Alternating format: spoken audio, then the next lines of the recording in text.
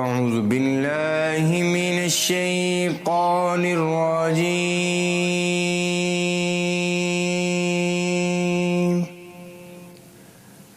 بسم الله الرحمن الرحيم.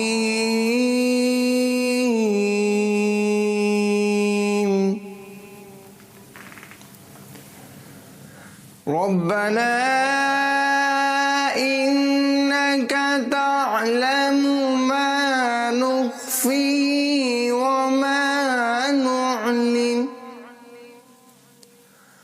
وما يخفى على الله من شيء في الأرض ولا في السماء.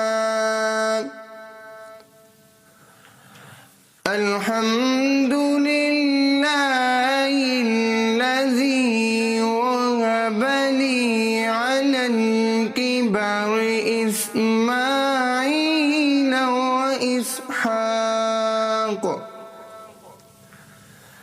إن ربي لسميع الدعاء. رب اجعلني مقيم الصلاة ومن ذريتي ربنا وتقبل دعاء. ربنا اغفر لي ولوالدي وللمؤمنين. ربنا اغفر لي ولوالدي ولوالدي ولوالدي وللمؤمنين.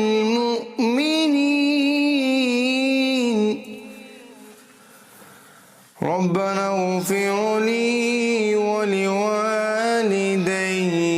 وللمؤمنين يوم يقوم الحساب. صدق الله العظيم.